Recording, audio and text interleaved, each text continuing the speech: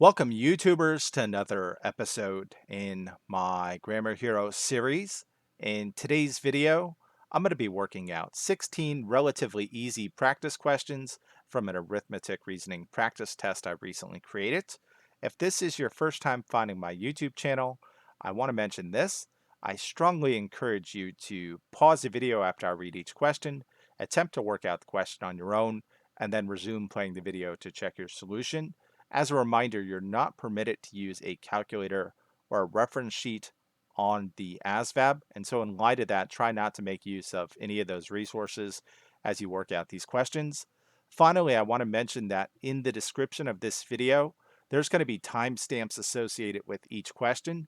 Next to the timestamp, there's going to be the topic that the question's testing, as well as a link to a video in which I discuss that topic in greater detail.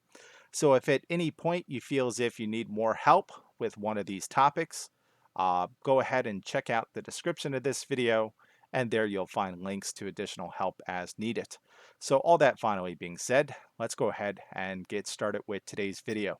All right, so this first question says, if 35 of the 140 cars delivered to a dealer were blue, what percent of the cars were blue?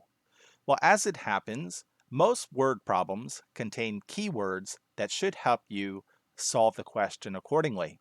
And there are a few keywords in this word problem as well. Of the. While in math, of typically refers to division. So 35 of divided by 140 cars were blue. All right, and we want to know what's more, what percent of the cars were blue? Well, as it happens, we can convert fractions into percents by doing long division. More specifically, we can read this as a fraction as 35 over 140, or we can read this as 35 divided by 140. That said, prior to doing this long division here, we want to try to simplify this to make the math a little bit easier. And you should notice that 35 and 140 have a common factor of 7. And so in light of that, we can actually reduce this fraction by dividing the numerator by 7 as well as the denominator by 7. 35 divided by 7, of course, is 5, whereas 140 divided by 7 is pretty easy to do in your head. Again, 14 divided by 7 is 2, and just tack on that 0. So 140 divided by 7 is 20. Now we can reduce this a little bit further since both 5 and 20 have a common factor of 5. So in other words, we can divide 5 and 20 by 5. 5 divided by 5 is 1, and 20 divided by 5 is 4. You should know, without having to do any work whatsoever, that 1/4 is the same as 0.25, which is the same as 25%. That said, you could have taken a different route here, and let's say you didn't know 1/4 was the same as 25%. You could actually do this long division here. That is to say, you could do 1 divided by 4. And in this case, we start by asking ourselves, how many times does 4 go into 1? It doesn't, so we have to add a decimal here and a 0 here. And we can add as many zeros as we want here. Once we add that decimal, we have to bring it up here. And now the question becomes, how many times does 4 go into 10? As you just heard, I disregarded that decimal because I accounted for it up here. So how many times does 4 go into 10 without going over? That's going to be 2 times. Of course, 4 times 2 is 8. 10 minus 8 is 2. Now we drop down one of these zeros. 4 goes into 20 5 times. 4 times 5 is 20 with no remainder. And so we're done. We didn't need this 0 placeholder that I put there. And as we can see, 1/4 or 1 divided by 4 is the same as 0.25, which is the same as 25%. So to answer this question, 25% of the cars were blue. All right, so that's that one. All right, so number 2 here says a plumber has a car payment of $250 per month, $225 of which goes to paying off the principal, and the rest goes toward the interest. What percent is being paid for interest? Well, in this case, we're dealing with another percent problem. And as you may recall, we had to create a fraction in the previous problem. And then once we created that fraction, we reduced that fraction as much as possible. And then finally, we either used long division to convert the fraction into a percent, or we used our knowledge about some common fractions to quickly convert that fraction into a percent. Well, we're going to do the same thing here, except for the fact that this question's not as clear as the previous problem as to, what's going to go in our denominator as well as what's going to go in our numerator. Well, in this case, it says what percent of the car payment is being uh, paid for interest. So we know we're trying to figure out the percent of the car payment, which is $250. That said, in order to figure out what we're going to put in our numerator here, we're going to have to take the amount of the car payment and subtract that by $225. 250 minus 225 you should be able to do mentally. That's just going to be 25. Okay? So in this case, we're going to try to convert the fraction 25 over 250 into a percent. And as we did previously, prior to doing that long division, we actually want to try to reduce this fraction as much as possible. And it should be obvious that both 25 and 250 have a common factor of 25. In other words, we can reduce this fraction by dividing its numerator as well as its denominator by 25. 25 divided by 25 is 1. All right, so this division in the denominator is not that difficult to do. 25 divided by 25 is 1, and just bring over that 0. So 250 divided by 25 is 10. And we should know that 1 over 10 is the same as 0.10, which is the same as 10%. Of course, let's say you didn't know that 1 out of 10 was the same as 0.10, which is the same as 10%. You could always do this long division here. Notably, you could do 1 divided by 10. And now we ask ourselves, how many times does 10 go into 1? It doesn't. So in light of that, we have to add a decimal as well as a 0 placeholder. Once we add that decimal, we bring it up right here. And of course, now the question becomes, how many times does 10 go into 10? Well, that's 1 time. 10 times 1 is 10. 10 minus 10 is 0.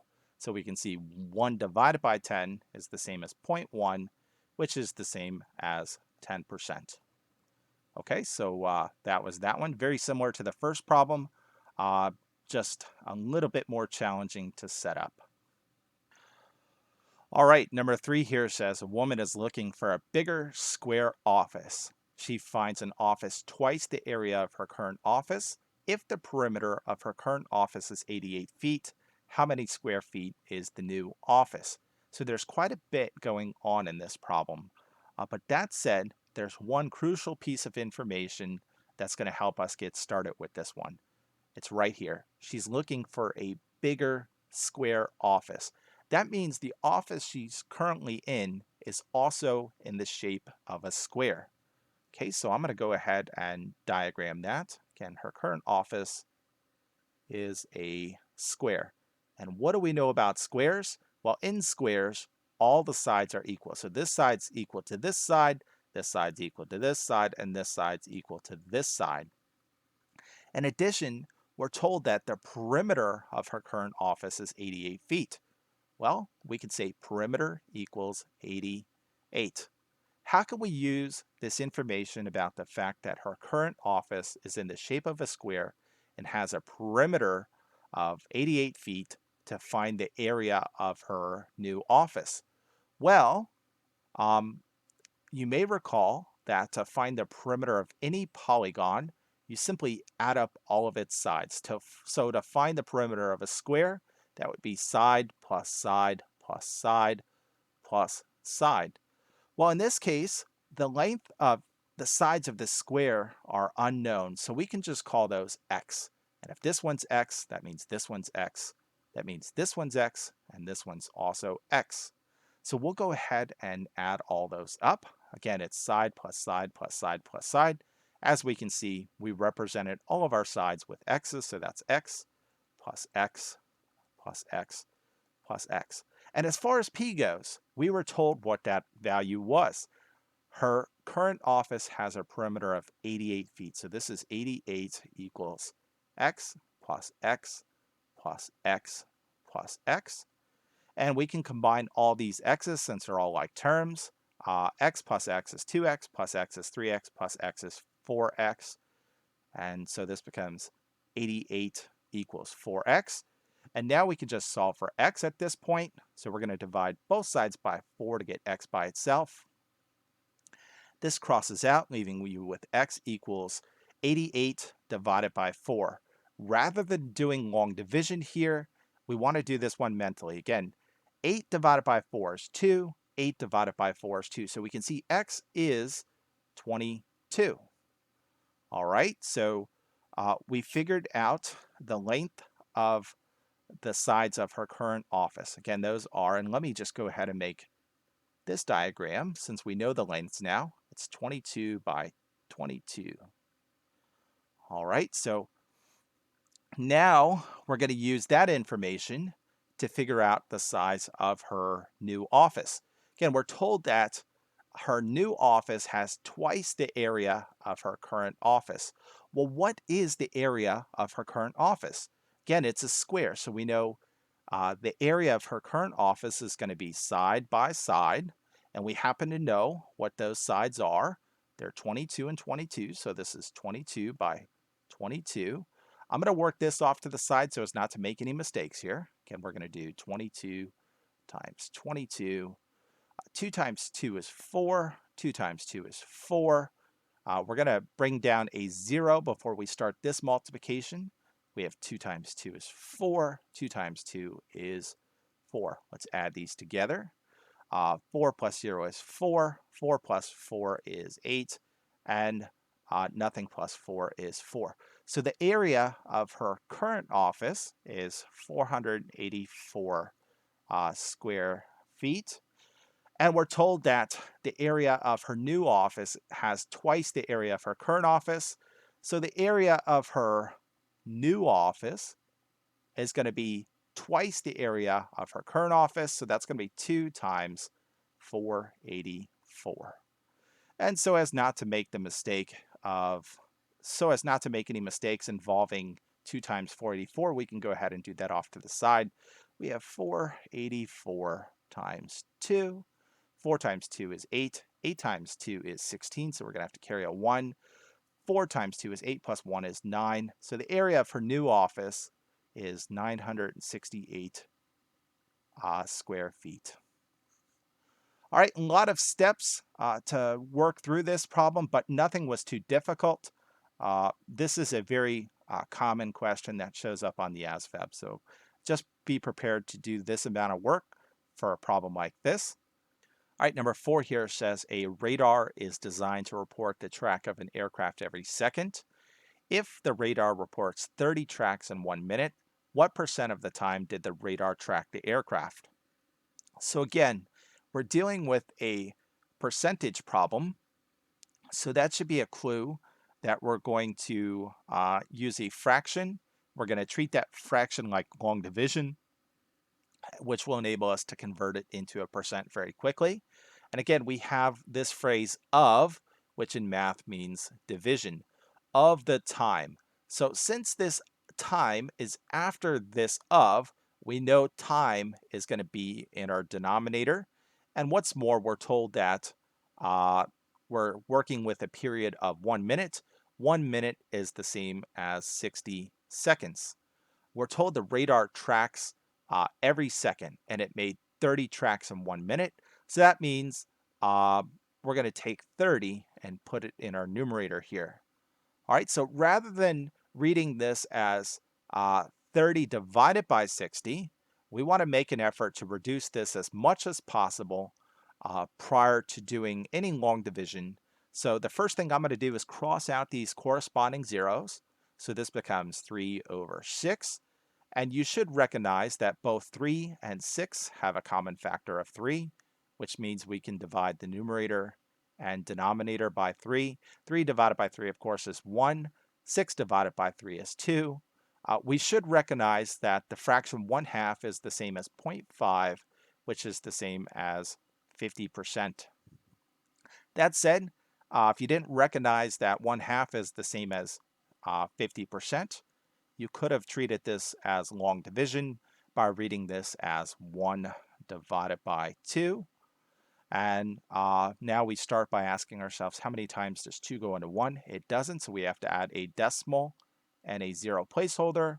Once we add that decimal, we have to bring it up here. And now the question becomes, how many times does 2 go into 10? That's going to be 5 times, given that 2 times 5 is 10. 10 minus 10 is 0. So 1/2 is 0.5, and we should know that that is 50%. So to answer this question, the radar tracked the aircraft 50% of the time. All right, so that's that one. All right, so number 5 here says, Jerry walked a dog from 6:40 a.m. to 7:30 a.m. one day. If he was paid at a rate of $6 per hour, how much did he earn that day? All right, so for this one, we first have to figure out how much time he spent walking the dog.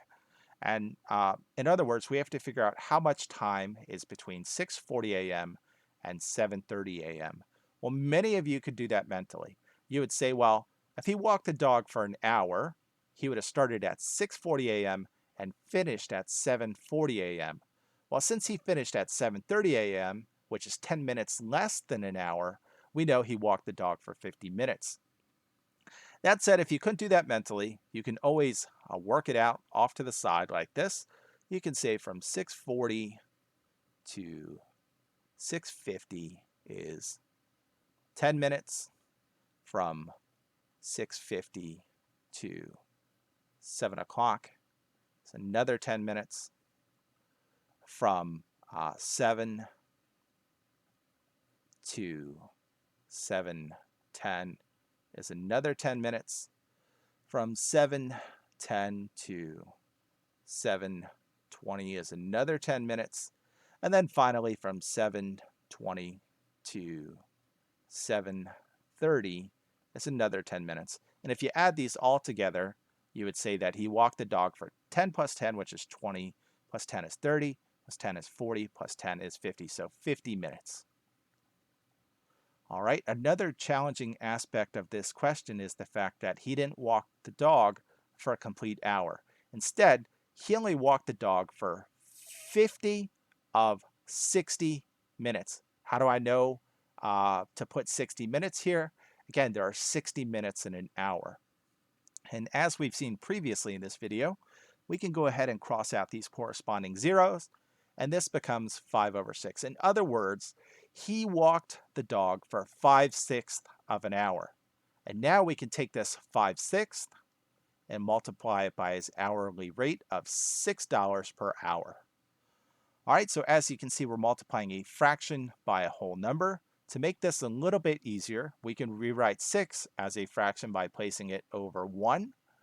And before we do this multiplication involving two fractions, now we can actually reduce it. 6 goes into 6 one time, 6 goes into 6 one time.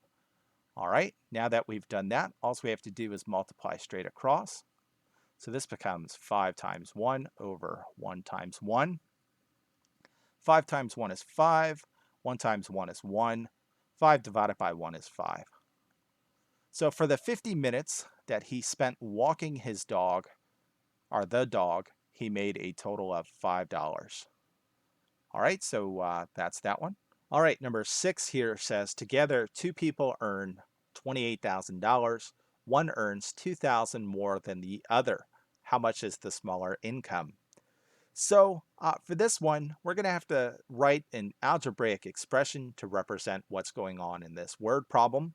And what I'm going to do to start is say that, let's say one of the two people earns X amount of dollars per year. Well, if that's the case, we're told the other person earns $2,000 more than the other. So if this person earns X dollars per year, that means the other person earns the same amount plus $2,000 more. And what's more, we know that Together, they earn $28,000. So we know this has to equal 28,000. And let me just make this clear.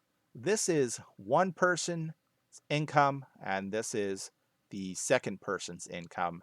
And as we can see, the person who just earns X dollars per year earns $2,000 less than this person, which means that this person's income is the smaller income.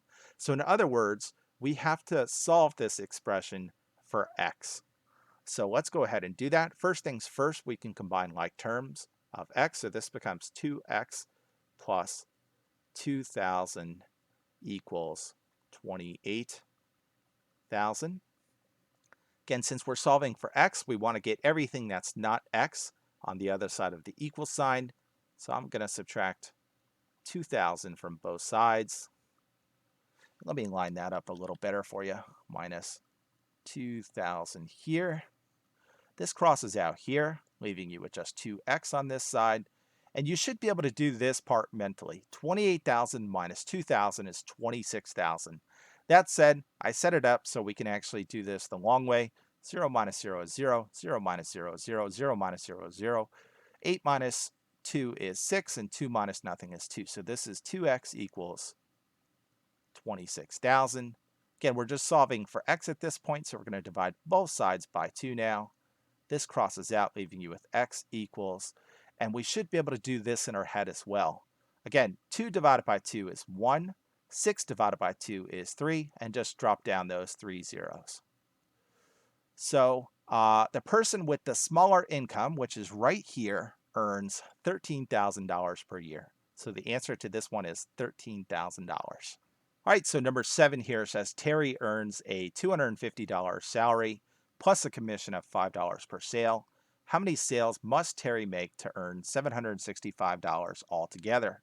So like the previous problem, we're going to have to set up an algebraic expression to represent what's going on in this word problem. Let's get started with what's given. We're told Terry earns $250 salary. So no matter how much he sells, he's always going to make $250. What's more, we're told that he earns an additional amount of $5 for every sale he makes. So we can represent that as plus 5 times x. Again, this x refers to the number of sales he makes, and right now that's an unknown. Finally, we want to know how many sales he has to make $765. In other words, his salary of $250 plus the number of sales he makes has to equal $765. All right, let's go ahead and work on this one. Again, we're going to be solving for x, since that x refers to the number of sales he makes. So first things first, we're going to subtract 250 from both sides. This crosses out here, leaving you with 5x on this side. Let's go ahead and perform this subtraction, since it's not that easy to do mentally.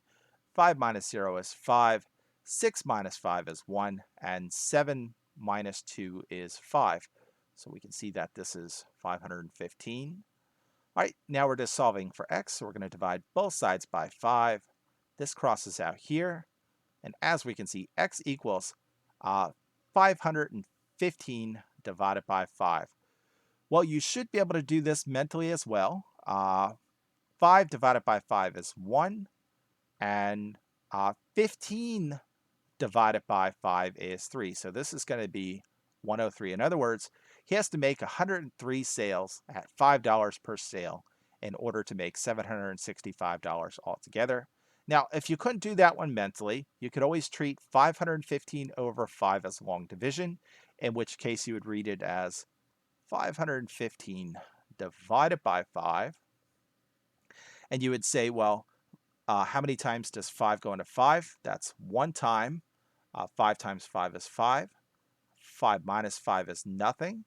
Now we drop down this 1. How many times does 5 go into 1? It doesn't, so we'll put a 0 here to represent that 5 doesn't go into 1. Then we're going to drop down this 5 now. 5 goes into 15 3 times. 5 times 3 is 15 with no remainder. Okay, so I do have a video on long division if you need more practice with that.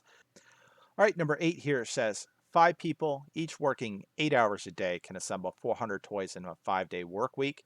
What is the average number of toys assembled per hour per person? All right, so first things first, we have to figure out how many hours these people are working in total. So we know we have 5 people. Each of them works 8 hours a day, so that's 5 times 8. And then we're told that they work 5 days a week. So that's 5 times 8 times 5. By multiplying all these things together, we'll figure out how many hours they're working in total. And believe it or not, this is actually pretty easy to do mentally, as is the case with most of the problems in today's video. So 5 times 8 is going to be 40. 40 times 5. Well, you might be saying to yourself, how can I do that mentally? Well, you could do 4 times 5, which is 20, and just tack on that 0. But that said, if you had to work 40 times 5 off to the side, you can always do that as well. 40 times 5, 0 times 5 is 0, 4 times 5 is 20. All right, so in total, these 5 people are working 200 hours over the course of 5 days. That said, we're told that they make 400 toys in total. We're going to divide the number of toys they make by the total number of hours they spent working. And by doing this math, we'll figure out how many toys they're assembling per hour. And here we can go ahead and cross out these corresponding zeros, which leaves us with 4 over 2. 4 divided by 2 is 2. So each of these workers is producing 2 toys per hour, which enables them as a group to make 400 toys in a 5-day work week consisting of an 8-hour workday. All right, so that's that one. All right, number 9 here says an electronics store had a 20% off sale. If a stereo originally cost $125, how much did the stereo cost during the sale? So in other words, we want to know what the sales price of the stereo was. Well, if you watch my video on calculating discounts, tax, tips, double discounts, and finding original price, you realize that to find the sales price, you take the original price and you subtract the discount amount from the original price. All right, so let's go ahead and do that. We know what all these things are. The stereo originally cost $125. We know we're being given a discount of 20%. That's going to be our discount amount. And we're always going to express percents as decimals. So our discount amount is going to be 0.2. And of course, that's times the original price, which is $125. All right, so to find the sales price, all we have to do is work out this arithmetic here. First things first, I want to do 125 times 0.2. And as you can see, I'm multiplying a whole number by a decimal. In order to make this a little bit easier, I want to shift this decimal in 0.2 one time to the right, which will enable me to write this as 125 times 2. And once I work that out, I'll go ahead and take that decimal place that I shifted one place to the right here and shift it one place to the left here. So let's go ahead and work this out. 5 times 2 is 10. Carry a 1. 2 times 2 is 4 plus 1 is 5. 1 times 2 is 2. Bring our one decimal place back in. So this becomes 125 minus 25. And most people don't need to work that off to the side. 125 minus 25 is 100. So in other words, the sales price of this stereo with a 20% discount would be $100. All right, so that's that one. All right, so number 10 here says a pie was cut into 2 equal pieces. Each of the pieces of a pie was cut into 2 halves again, and each of those smaller pieces was cut into 2 equal pieces. If 2 of the pieces of the pie were eaten, what portion of the pie remains? All right, so in this case, we want to start off by drawing a circle to represent our pie. And then all we have to do is follow the instructions that were given to answer this one. So first things first, we were told the pie was cut into 2 equal pieces. So we're going to go ahead and cut this pie into 2 equal pieces. All right, so we just did that right there.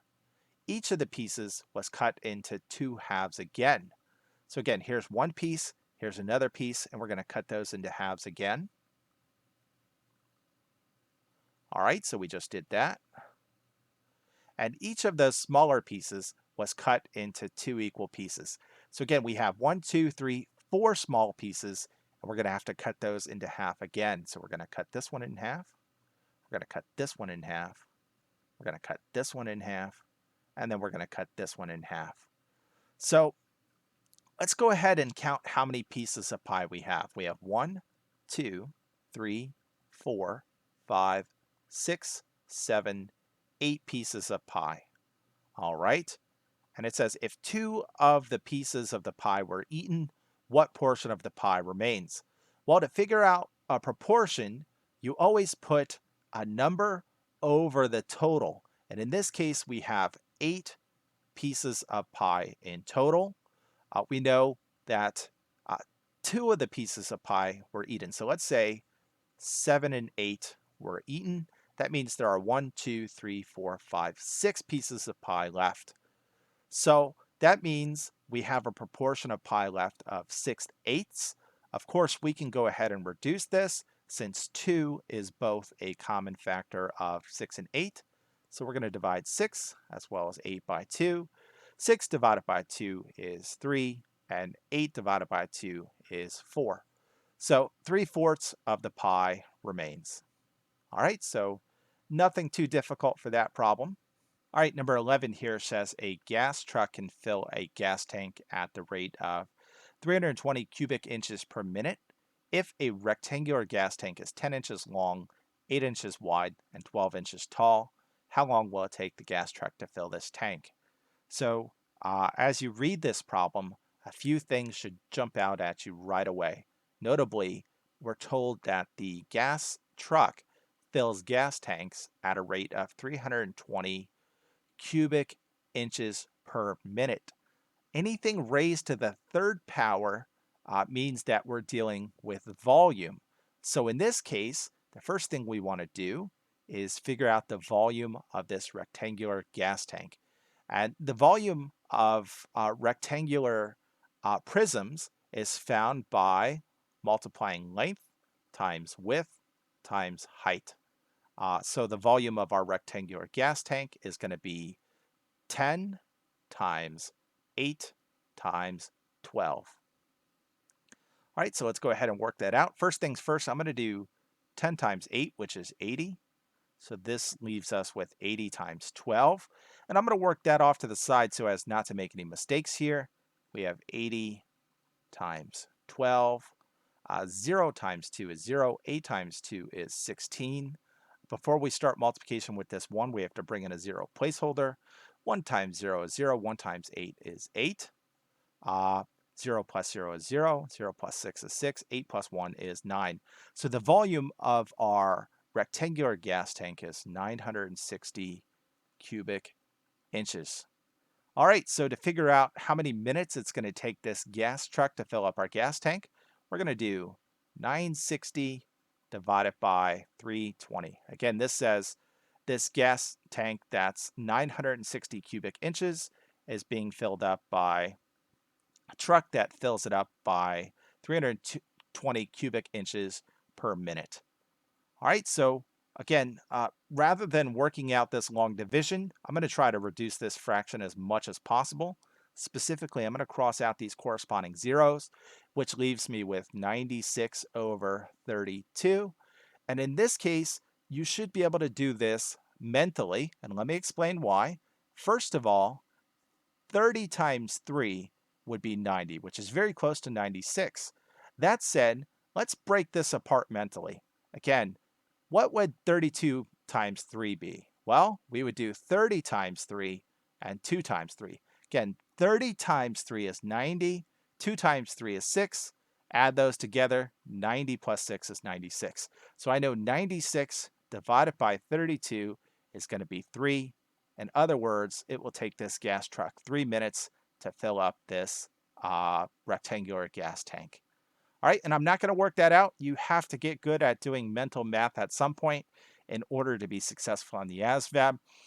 All right, number 12 here says a sweater originally priced at $80 was marked down by 25%. What was the sale price of the sweater? So again, we're trying to find a sales price. And as we saw previously, sales price is always going to be the original price minus the discount amount times the original price. And we have all these things. Again, the original price was $80. We know the discount amount was 25%. And we're always going to express that in decimal form. The decimal form of 25% is 0.25. So this becomes 0.25 times the original price, which was $80. So let's keep working this out. Right here we have 80 times 0.25. As you can see, we're multiplying a whole number by a decimal. Again, in order to make this a little bit easier to do, we want to shift the decimal in 0.25 2 times to the right, such that this becomes 80 times 25 with no decimals. But once we work this out without decimals, we'll shift back in our decimal to the left. So let's go ahead and work this out. 0 times 5 is 0. 8 times 5 is 40. Before we start multiplication with this 2, we have to bring in a 0 placeholder. 2 times 0 is 0. 2 times 8 is 16. Let's add these together. 0 plus 0 is 0. 0 plus 0 is 0. 4 plus 6 is 10. Carry a 1. 1 plus 1 is 2. Bring our 2 decimals back in. So we can see that 0.25 times 80 is 20. So this becomes 80 minus 20. And you should be able to do that in your head. 80 minus 20 is 60. So the sales price of this sweater is $60. All right, so that's that one. All right, so number 13 here says a pizza pie was cut into 8 equal pieces. A person who eats 1/2 of one piece eats what fraction of the total pizza? So if it's helpful, we can make a diagram to represent what's going on in this problem. Of course, a pizza is always in this shape of a circle. And what's more, we know our pizza happens to have 8 pieces. So let's go ahead and represent that. So right now we have 4 pieces, 6 pieces, and then 8 pieces. So each of these pieces of pizza represents 1/8 of the total pizza. Again, there's 1, 2, 3, 4, 5, 6, 7, 8 slices of pizza. All right, so if you ate 1 slice of pizza, you would eat 1/8 of the total pizza. That said, what is 1/2 of 1/8? Well, we can find that via multiplication. That is to say, we can take 1/8 and multiply it by 1/2. In this case, we're just doing multiplication involving fractions. So we're just going to multiply straight across. 1 times 1 is 1. 8 times 2 is 16. So this person, if they eat half of a single slice of pizza, eats 1/16 of the total pizza. All right, so that's all there is to this one. Nothing too difficult there. All right, so number 14 here says 1/8 of the class graduated with an A average, 1/2 got a B, and the rest had a C average. In a class of 800, how many had a C average? So this problem's a little bit tricky because it just says the rest of the class had a C average. It doesn't give you the fraction of the class that had a C average. So we're going to have to figure that out before we do anything else. And what I'm going to do is I'm going to represent the whole class as 1. And then to find how many people had a C average, I'm going to subtract away from that 1 the 1/8 of the class that had an A average, as well as the 1/2 of the class that had a B average. And in doing that, I'll figure out what fraction of the class had a C average. All right, so first things first, I want to rewrite this 1 such that it becomes a fraction as well. And to write any whole number as a fraction, you simply place it over 1. Again, 1 divided by 1 is 1. So this is 1 over 1 minus 1/8 minus 1/2. All right, so now in order to subtract these fractions, we have to rewrite some, if not all of them, with the same denominators. In this case, we have a denominator of 1, a denominator of 8, and a denominator of 2. Thankfully enough, it's pretty easy to tell that they all have a common factor of 8. So in other words, we can rewrite all of these fractions such that they have denominators of 8. So let's go ahead and do that. To write 1 as 8, I would have to multiply it by 8. I'm also going to have to do that to its numerator. 1 times 8 is 8. 1 times 8 is 8. All right, since we already have a denominator of 8 here, we'll just copy down that 1. To write 2 as 8, we'll have to multiply it by 4. Again, 2 times 4 is 8. We'll also have to do that to its numerator. 1 times 4 is 4. Now we can go ahead and perform this subtraction. Again, this will become one big fraction that looks like this: 8 minus 1 minus 4. So this becomes 8 minus 5 over 8. And 8 minus 5 is 3. So this is 3 over 8. In other words, 3/8 of the class had a C average. To figure out what number that is out of 800, we're going to take 800 and we're going to multiply it by 3/8. And as we saw previously, we want to write 800 as a fraction by placing it over 1. And prior to doing this multiplication, we want to reduce as much as we can. I know 8 goes into 8 one time, whereas 8 goes into 800 100 times. Okay? Now we could just multiply straight across as we normally would. This becomes 100 times 3 over 1 times 1. 100 times 3 is 300. 1 times 1 is just 1. 300 divided by 1 is just 300. So, in other words, 3/8 of this class had a C average. And if there are 800 people in this class in total, that means 300 of them had a C average. All right, so that's that one. All right, number 15 says, how many 5-pound bags of apples can be made from 400 apples, each weighing a quarter of a pound? All right, so first things first, I want to find the total weight of these 400 apples. Again, we're told 400 apples each weigh a quarter of a pound. So to find their total weight, I'm going to take 400 and multiply it by 1/4. This is very similar to what we just did in the previous problem. Again, we're going to write 400 as a fraction by placing it over 1. And prior to doing this multiplication, we want to reduce as much as possible. I know 4 goes into 4 one time, and 4 goes into 400 100 times. All right, now we can just multiply straight across. That is to say, we'll do 100 times 1 and 1 times 1. This becomes 100 over 1, which is just 100. All right, so these 400 apples weigh a total of 100 pounds, and we're making 5-pound bags of apples. So we're going to take 100, and we're going to divide that by 5, and this is actually pretty easy to do. 5 goes into 10 two times, and just tack on that 0. So in total, we would make 20 bags from these 400 apples that each weigh a quarter of a pound. All right, so that's that one. All right, number 16 here says, if a 5-foot post cast an 8-foot shadow, and at the same time a nearby tree cast a 48-foot shadow, then how tall is the tree? So for this problem, it's going to be very helpful to illustrate what's going on by making a small diagram here. Again, we're told that my pen is starting to act up on this last problem, so bear with me here. We're told that a 5-foot tall post cast a shadow that is 8 feet long, and we're also told that a nearby tree cast a shadow that is 48 feet long, and we don't know the height of this tree. So in math, when we have an unknown, we can always label it with a variable. So I can say that the height of this tree is x feet. All right, so in case it's not obvious, this problem implies that these two figures are similar. And as you can see, when I enclose these two shapes, these two figures, we get right triangles. So these are similar right triangles. And what do we know about similar figures?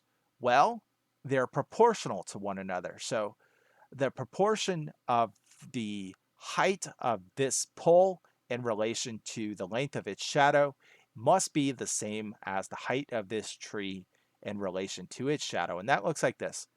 5/8, that's the height of the pole in relation to its shadow, has to be equal to the height of the tree in relation to its shadow.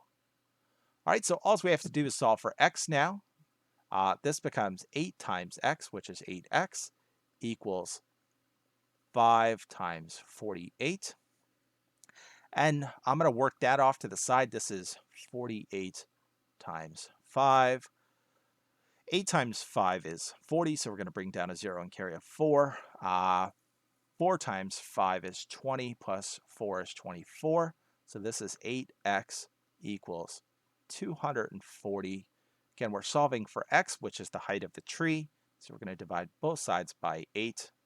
This will cross out, leaving you with x equals, and again, mental math is important here. 24 divided by 8 is 3, and just bring down that 0. So the height of the tree in this case is 30 feet. All right, and that is it for this video. As always, I hope you found it helpful. And as usual, you're more than welcome to leave feedback in the comment section below. As you saw in this video, all the math was pretty simple and straightforward once you got the problem set up. And that should be the case on the ASVAB. For the most part, as long as you're good with mental math, you really shouldn't have to do too many intense calculations. That said, this video was full of nothing but easy questions. Typically, when you start getting to the much harder questions, that's when the calculations start becoming more difficult. If you like the content I'm creating, please consider subscribing to my channel. But on that note, I'm going to go ahead and cut you loose. こんにちは。